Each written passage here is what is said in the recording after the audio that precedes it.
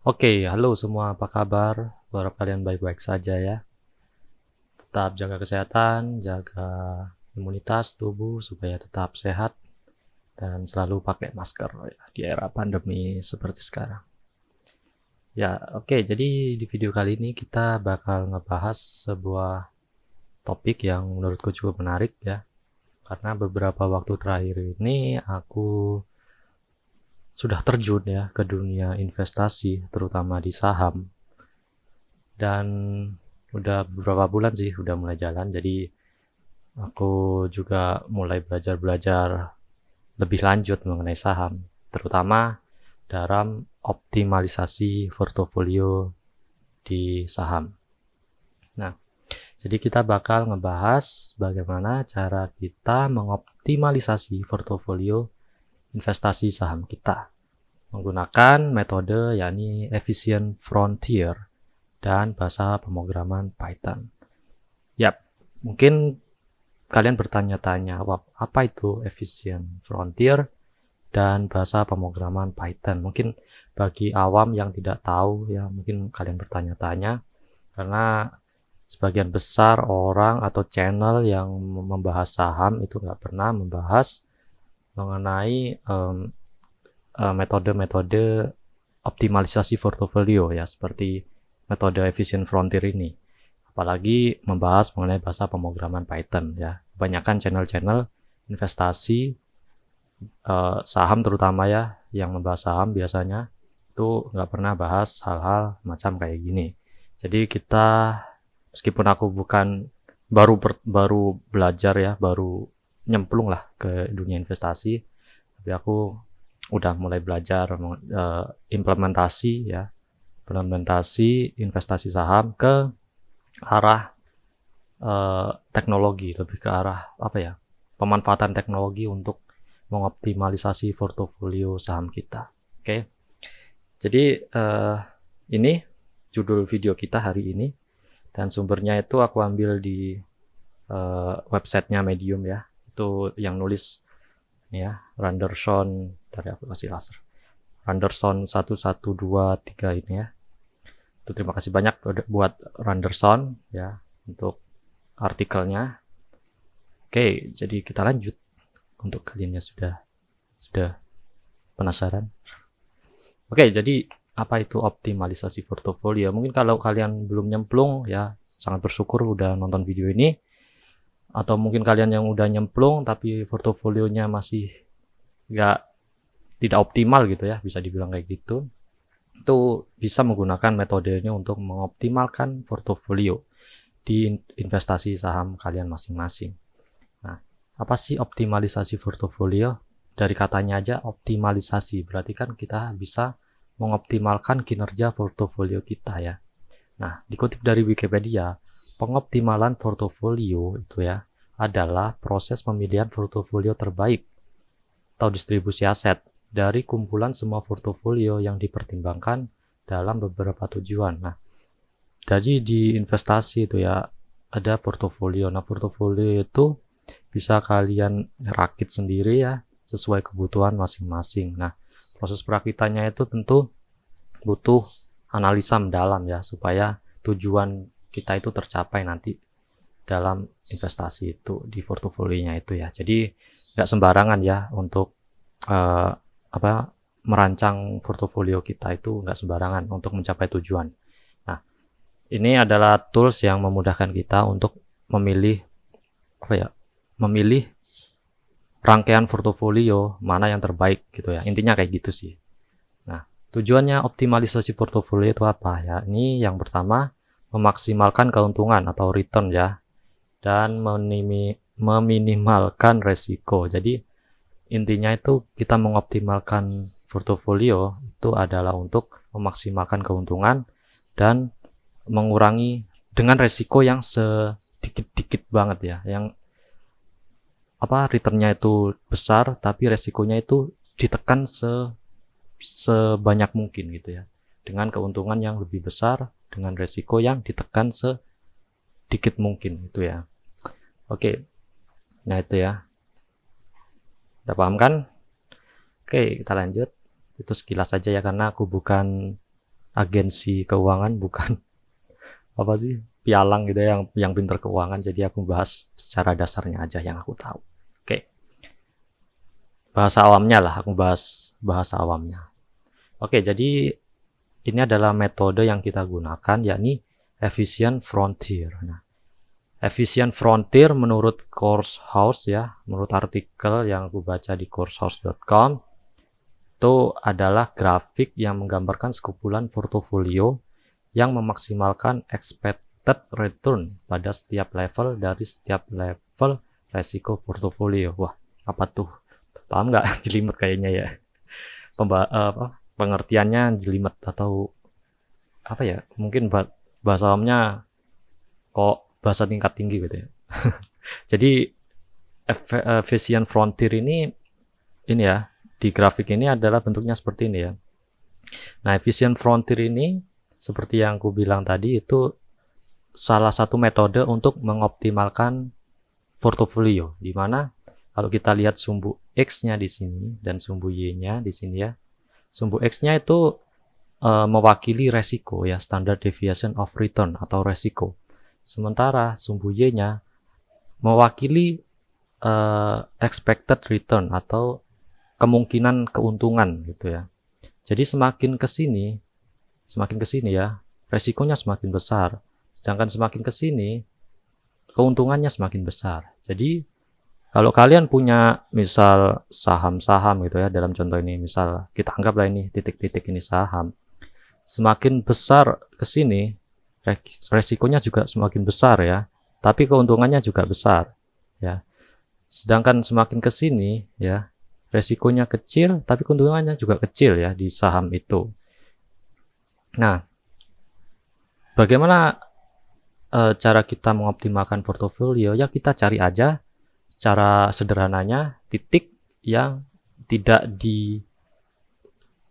berada di tengah-tengah, yakni resikonya kecil ya, tapi keuntungannya juga besar gitu ya. Dimana keuntungan besar dan kita menekan banyak-banyak resiko itu ya, dengan keuntungan yang lebih besar kayak gitu. Intinya kayak gitu sih. Jadi efficient frontier itu di sini. Nah, di sini. Resikonya juga di sini ya, di sekitar sini, dan keuntungan juga di sini ya. Di kayak gitu. Ini fungsinya untuk pemilihan saham nanti ya.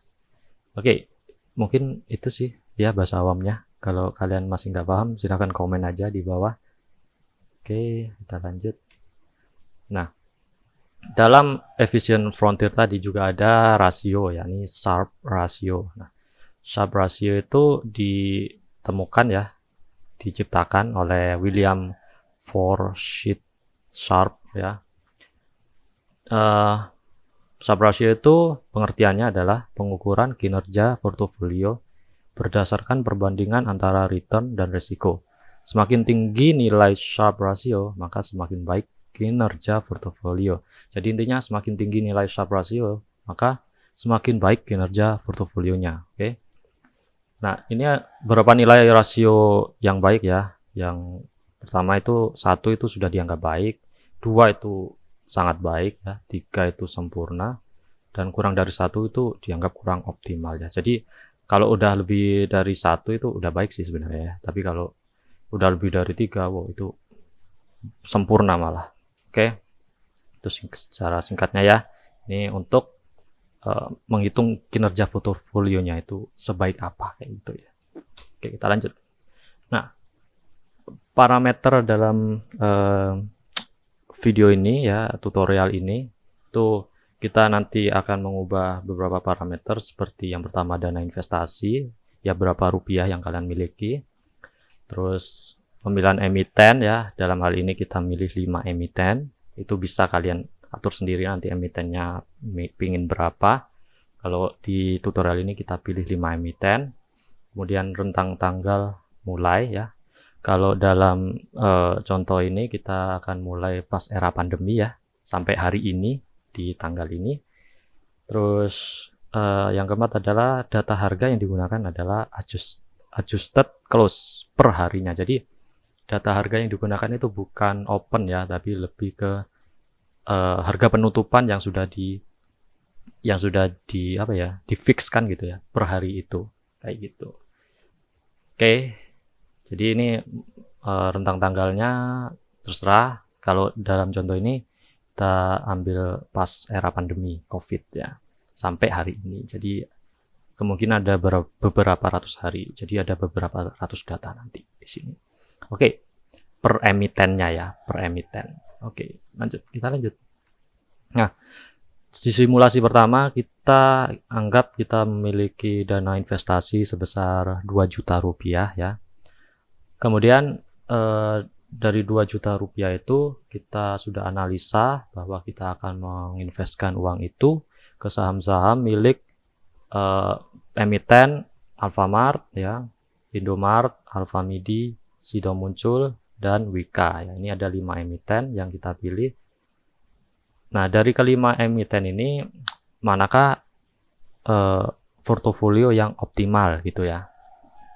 Nah, apa yang kita gunakan adalah data adjustment close tadi ya. Nah, ini data penutupan perharinya yang sudah difixkan hari itu. Oke. Nah, datanya itu kita ambil mulai era pandemi. Jadi pas sedang pertama kali pengumuman pandemi itu kita ambil datanya, yakni pada tanggal 20 Maret 2020 sampai sekarang ya 1 September 2020. Jadi ada beberapa ratusan hari lah ya dari mulai tanggal ini sampai hari ini. Ini kita lihat di sini di grafik IHSG ya, karena kita simulasiin kita ini investor baru yang mau invest pertama kali gitu ya. Tapi ini juga bisa digunakan untuk investor lama yang mungkin bingung mau optimalnya invest kemana gitu ya. Itu bisa juga.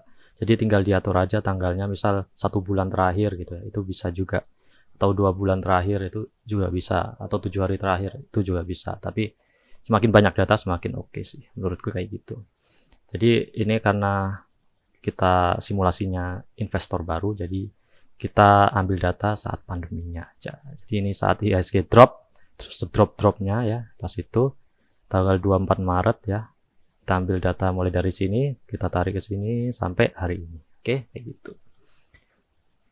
Nah, dari simulasi ini kita dapat hasil yang pertama gitu ya, tanpa optimalisasi ya.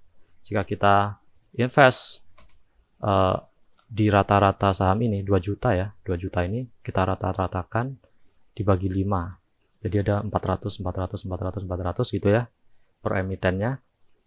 Ya nggak sih? Ya 400.000 per emitennya. Kemudian per emitennya, maka ekspektasi pendapatan kita, returnnya kita itu selama ini ya, selama tanggal 24 sampai hari ini itu sekitar 47%. Ini annualnya sesuai rentang tanggal ya. Jadi annual di sini enggak selalu 1 tahun gitu. Ya, oke. Jadi ekspektasi keuntungannya itu dalam rentang segitu itu 47% ya. Dengan resiko 21%. Dan ini tanpa optimalisasi ya. Ini kalau kita tidak optimalisasi, kita invest per emiten 400.000, itu returnnya 47% dan resikonya 21% tanpa optimalisasi. Nah, sedangkan kalau kita optimalisasi dengan efficient frontier tadi, metode efficient frontier tadi, maka ekspektasi keuntungan annual tadi akan naik dari 47% menjadi 204,5% ya.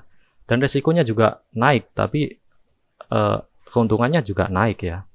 Resiko naik, meskipun ini resiko paling rendah sih ya dari dari efficient frontier yang aku jelasin tadi ya. Jadi kita optimalkan portofolio kita dengan keuntungan sebesar-besarnya dan resiko sekecil-kecilnya, ditekan banget gitu resikonya ya. Ini udah yang paling kecil resikonya. Dan Sharpe ratio, ingat Sharpe ratio tadi lebih dari 3 artinya sempurna. Ini udah lebih dari 3, 5,43 artinya sempurna banget ya. Kemudian dari optimalisasi ini kita bisa lihat ya, perbedaan antara tanpa optimalisasi ternyata naik ya, 204%, resikonya juga naik sih, tapi sebandinglah dengan keuntungannya gitu. Dan Sharpe ratio-nya 5,3%. Nah, sekarang bicara tentang alokasi investasi ya. Sebelumnya kita tanpa optimalisasi, kita invest di sini per emiten 400.000, 400.000, 400.000, 400.000, 400.000. Kalau kita optimalisasi, maka perhitungan tadi adalah kita menginvestkan hanya ke sebagian emiten saja, yakni di sini direkomendasikan invest ke sahamnya Sido Muncul ya, Alfamidi ya, dan emiten Wika ya. Nah, di sini Sido kita direkomendasikan invest sebanyak 812 lembar saham ya. Dalam ini lembar ya, bukan lot ya. Artinya kita disuruh invest 8 lot Sido Muncul. Kemudian MIDI kita disuruh invest paling tidak 2 lot nih. Paling tidak 1 lot lah, maksimal 2 lot nih. Ya, ini lembar saham nih. Kita bulatkan aja ya. Paling tidak 1 lot, maksimal 2 lot ya. Kemudian Wika kita disuruh invest ya paling tidak 5 lot lah ini ya. Kalau kita bulatkan jadi 500 lembar, jadi kita paling tidak invest 5 lot. Oke. Nah, dari bedanya dengan optimalisasi dan tanpa optimalisasi ya, kita yang tadi harus bingung ya, atau mungkin udahlah invest, kita bagi aja ratain ya emiten-emiten ini, kita bagi 400 ya per emiten ini, 400 sampai habis uang 2 juta tadi ya, itu kita bagi rata. Kemudian kalau kita optimalisasi, ternyata kita nggak harus invest ke semua emiten tadi, hanya Sido Muncul, MIDI, dan Wika saja ya, yang portofolionya pergerakan harga sahamnya itu menurut Efficient Frontier itu lebih optimal gitu ya ke portofolio. Jadi ya ini direkomendasikan ini. Oke, mungkin itu sih ya. Terus simulasi kedua ini agak kita bedakan ya. Hey, cuma ingin memberitahu kalian, jika konten ini menarik, informatif, dan kalian merasa terhibur, silakan dukung saya dengan cara mentraktir saya di platform traktir. Kalian bisa mentraktir saya rujak cingur sebanyak yang kalian mau. Tenang, nama kalian bakalan muncul kok di platform traktir. Traktir saya dengan mengunjungi link di bagian deskripsi. Terima kasih banyak telah mendukung saya. Nah, simulasi kedua, dana investasinya masih tetap. Kemudian rentang tanggalnya juga masih tetap ya, pada tanggal 24 Maret 2020. Kemudian emitennya, ya ini emitennya yang berbeda. Yang sebelumnya kita invest di sahamnya Indomaret ya, di simulasi pertama, kita rubah tuh sahamnya Indomaret jadi sahamnya TOWR atau Sarana Menara Nusantara. Ya, kita rubah satu emiten. Kemudian kita lanjut. Oke. Nah, hasil dari perhitungan optimalisasi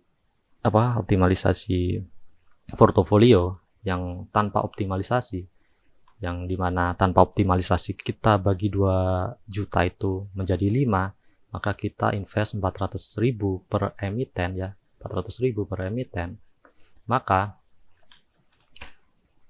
ekspektasi keuntungannya dalam rentang itu tadi ya, yang mulai tanggal 24 sampai hari ini, itu adalah 63% dengan resiko 24% ya.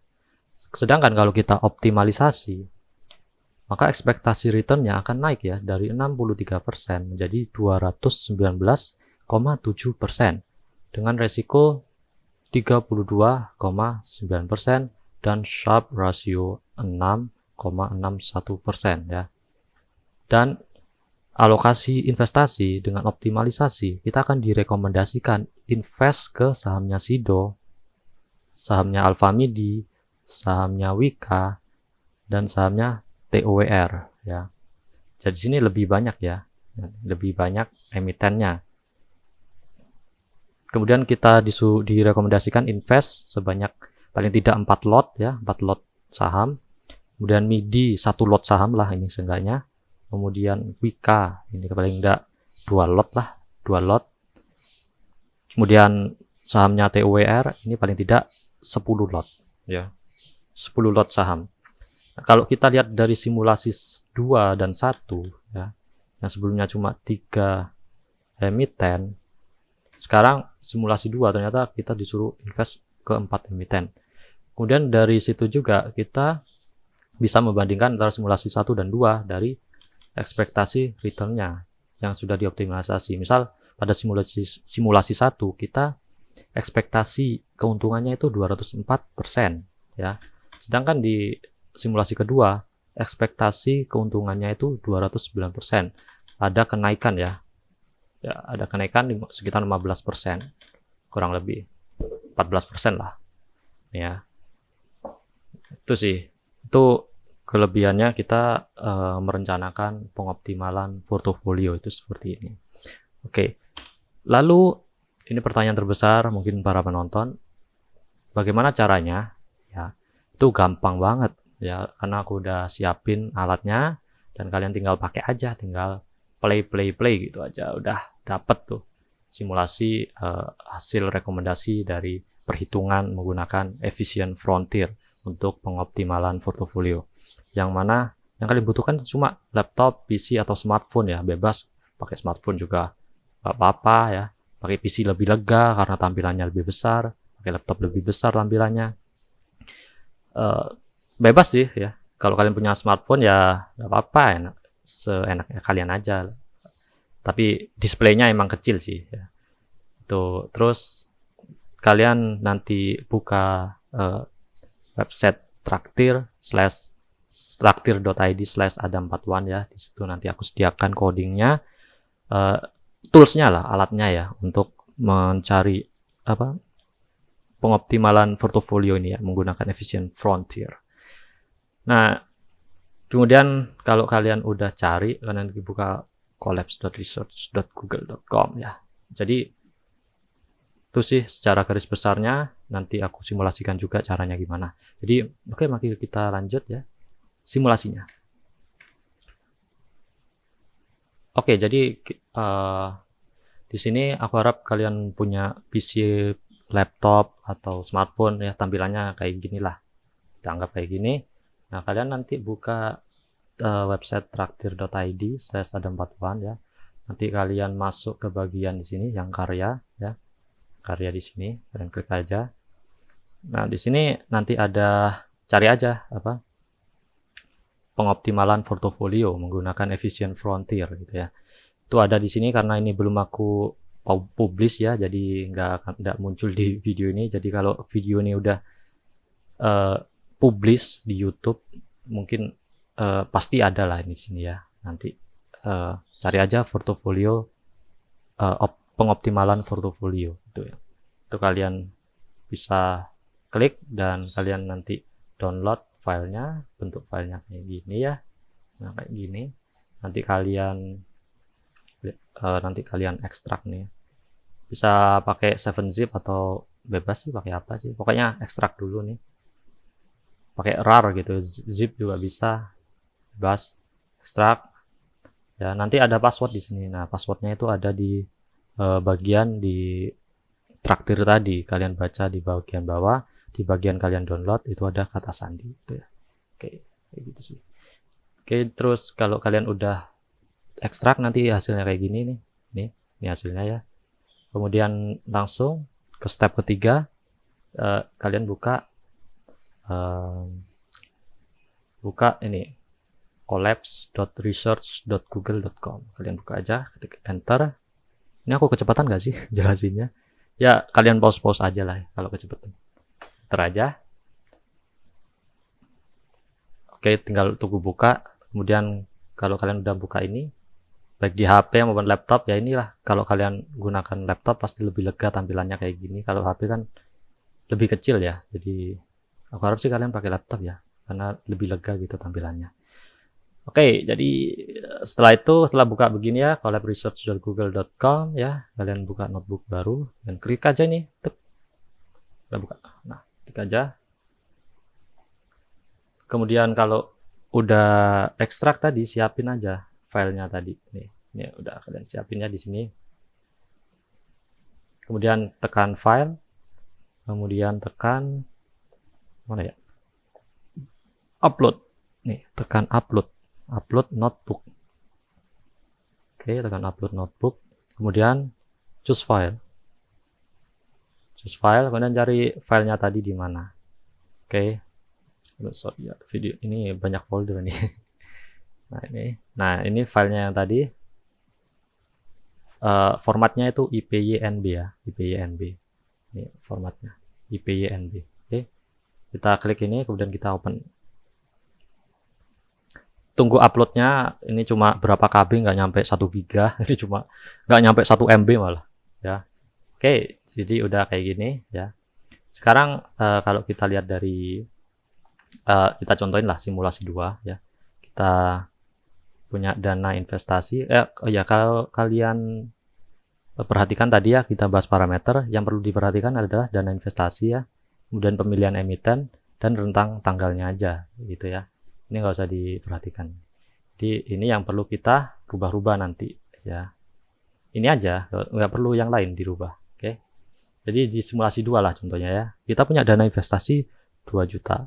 Kemudian pemilihan emitennya ada Alfamart, Sido Muncul, Alfamidi, Wika, dan Sarana Menara Nusantara. Dan datanya kita ambil pas era pandemi, saat mulai buruk-buruknya itu ya, saat jatuh-jatuhnya harga saham pas pengumuman COVID itu ya. Nih, mulai tanggal 24 Maret 2020 sampai hari ini. Oke, jadi kita buka lagi ini. Nah, di sini tampilannya akan seperti ini ya. Kalau kalian udah upload tadi ya, upload yang ini ya, terus open, tampilannya akan seperti ini. Nah, yang perlu kalian perhatikan adalah yang bagian sini saja nih, parameter yang bagian ini saja. Oke, parameter. Nanti kalian isi bagian dana investasi. Misal kalau dalam contoh ini kita punya dana 2 juta rupiah ya, kalian isi aja 2, nolnya 6 di belakang gitu ya. Kemudian ada aset. Nah, aset ini adalah sahamnya. Biasanya karena kita ambil di Yahoo Finance ya, nama sahamnya itu diakhiri dengan .jk gitu ya, .jk, karena ini Bursa Efek Indonesia ya. Jadi perlu dikasih titik, jangan sampai nggak ada titiknya. Oke, .jk gitu. Jadi kita ambil sahamnya Alfamart tadi ya, Sido juga, Alfamidi, Wika, dan TWR tadi ya. Jadi 5 saham ini. Ini kalian bisa tambah sendiri ya sahamnya, misal tambah apa gitu ya. Itu kalian bisa tambah dengan memberi koma di belakang terus tanda petik.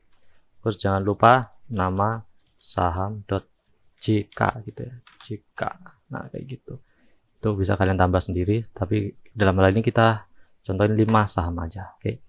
Nah, setelah itu kalian udah set dana investasinya 2 juta, terus calon portofolionya itu ini ya, 5 emiten ini, kemudian rentang tanggalnya kita pilih saat sedang jatuh-jatuhnya, mulai jatuhnya jatuhnya harga saham karena COVID ya, itu mulai tanggal 24 Maret 2020. Ini kita rubah aja, kemudian ini juga kita rubah. Ini kalau bulannya jangan kasih 0 ya, jangan kasih 0 kayak gini, cukup yang ini aja kasih 0. Kalau misal ini kalian mulai dari 4, tekan aja 4 ya. Kalau di sini emang dikasih 0, 04 kayak gitu. Tapi di sini kita 2. Di sini nggak usah 0 kalau 4 ya. Kalau tanggalnya 1 gitu aja, satuan. Kalau tanggalnya puluhan itu ya itu aja. Oke. Tanggal 24. Kemudian kalau udah kalian setting 3 ini ya, dana investasi, aset, dan tanggal mulai ngambil datanya, data adjustment close tadi ya, harga penutupannya, itu kita ambil mulai tanggal 24 sampai sekarang hari ini, yakni tanggal 1 September nih, 1 September 2020. Oke. Kemudian kita run aja, run. Tunggu dulu ya, sampai ini menghubungkan. Kita menggunakan bahasa pemrograman Python ini. Ini kalian bisa lakukan, siapapun bisa melakukan ini ya. Mau kalian jurusan petani, mau kalian pekerja kantoran, pekerja swasta, pekerja buruh, itu kalian bisa gunakan ya, sekalian belajar lah, belajar Python ya. Kalian tinggal klik ini aja ya, tinggal klik aja, klik gitu aja, run. Kalau ini udah centang berarti udah selesai. Nah udah, kemudian kita hitung ya, optimalisasi tanpa optimalisasi ya, portofolio yang pemilihan 5 tadi itu kita tanpa optimalisasi, kita run aja lagi. Yang ini nggak usah dirubah apa-apa, tinggal klik ini aja, nggak perlu ngerubah. Yang dirubah cuma ini aja, 3 ini aja, ini dan ini. Yang ini ya dirubah ya, jangan yang ini ya, yang ininya aja. Nah kemudian ini juga harganya, terus ini dirubah, cuma itu aja yang dirubah, yang lain cuma run gitu aja. Nah ini oke, kita mulai ya. Nah kalau kalian run ini, kalian akan dapatkan beberapa simpulan yang udah kita set tadi di sini, seperti daftar emiten yang dipilih ya, ini ya tadi ya, ada Alfamart sudah muncul sampai TOWR, dan jumlah emitennya ada 5 kode saham. Nah, ini ada 5 ya, 1, 2, 3, 4, 5. Kemudian nilai WACC ini apa? Nilai WACC itu adalah nilai yang apa ya? Nanti adalah di sini, kalau kalian pernah pengen buka codingnya, kalian bisa buka codingnya di bagian sini ya, formulir, tampilkan kode. Nah di situ ada penjelasannya. Itu karena waktunya aku nggak pengen panjang-panjang, jadi aku skip aja lah ya. Nilai WACC-nya itu ada penjelasannya. Nanti tanggal mulainya ya, ini mulai tanggal 24 Maret 2020 ya, tanggal berakhir 1 September 2020 ya, hari ini ya, 1 September 2020.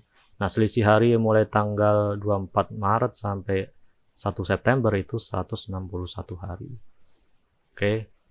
Nah ini data adjusted close-nya ya, harga penutupan setiap saham pada rentang tanggal 24 Maret sampai 1 September 2020.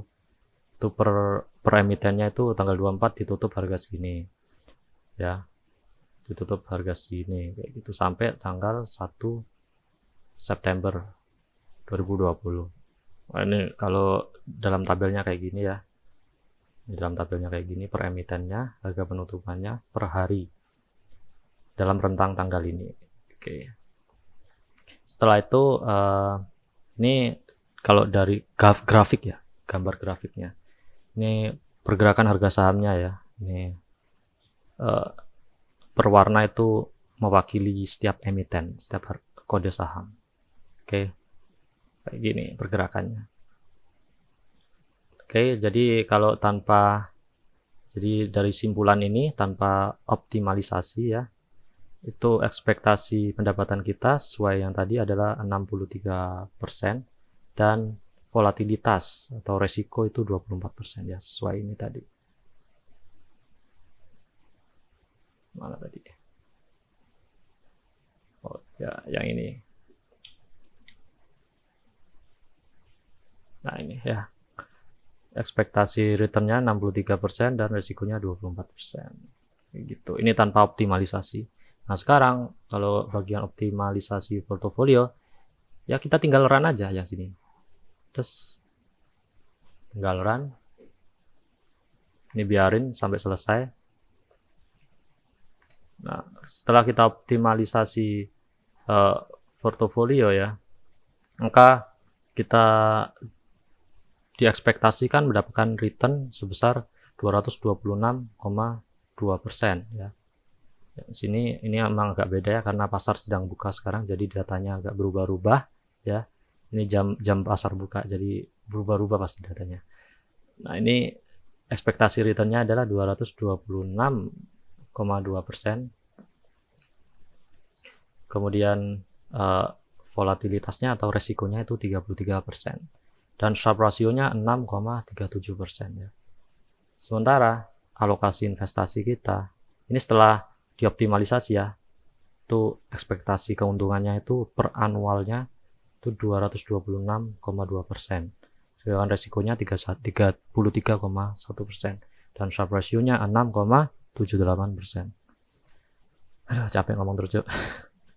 Oke, jadi di sini alokasinya untuk mencapai target ini ya, mencapai target optimalisasi portofolio, kita perlu menginvestasikan uang yang 2 juta tadi ke sahamnya Sido Muncul, Alfa Midi, Wika, dan TUWR. Oke. Jadi Sido kita direkomendasikan untuk invest setidaknya 4 lot ya.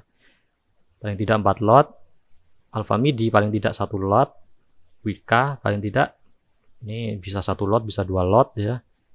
TUWR itu 10 lot lah paling tidak, kayak gitu. Nah, di sini juga nanti akan dihitung juga dana investasi yang tersisa setelah kita melakukan pembelian ini. Oke. Kayak gitu sih ya. Gampang kan? Nah, itu setelah perbedaannya antara optimalisasi portofolio dan tidak optimalisasi portofolio ya. Jadi yang aku tekankan di sini, kalian jangan merubah apapun di sini ya, cuma merubah ininya aja. Dana investasi kalian mau berapa? Misal kalau kalian punya dana 1 juta, kalian isi 1 juta gitu. Kalian ini kita isi 2 juta. Terus di sini juga kalian rubah kode sahamnya yang kalian pilih, yang kalian target gitu ya. Tuh, dalam hal ini kita pilih 5 kode saham. Kemudian tanggal mulainya itu kalian bisa, kalau dalam kasus ini karena investor yang baru masuk saat pandemi, jadi kita ambil data mulai tanggal 24 Maret 2020 pas harga sedang jatuh-jatuhnya ya di sini. Nih. Oke. Nah, ya sudah, mungkin itu aja, gampang kan ya caranya. Oke, jadi itu di bagian 1 itu tanpa optimalisasi ya. Kalian tinggal baca-baca ini. Ini pergerakan sejarah harganya. Dan simpulannya ternyata tanpa optimalisasi kita cuma dapat ekspektasi keuntungan 63% dan resikonya 24% ya. Kemudian untuk bagian optimalisasi, setelah kita optimalisasi, ekspektasi returnnya membesar menjadi 226,2% dan resikonya 33,1%. Dan Sharpe ratio-nya itu 6,78%. Dan alokasi investasi, kita disuruh invest untuk mencapai target ini ya, ekspektasi return 226%, itu kita disuruh invest ke sahamnya Sido, Midi, Wika, dan TUWR, kayak gitu. Oke. Ya, sekian dari aku. Aku harap kalian bisa menelan ilmu ini baik-baik, memahami ilmu ini baik-baik. Terima kasih telah menonton sampai akhir ya. Kalau ada opini atau pertanyaan silakan komen di kolom komentar. Terima kasih telah menonton ya. Jangan sungkan-sungkan untuk meninggalkan suka dan berlangganan tentu saja channel ini untuk dukungannya. Terima kasih banget. Sampai jumpa di video selanjutnya. Hey, terima kasih telah menonton video ini sampai akhir. Kalian masih bisa menonton video ke yang lainnya di sini.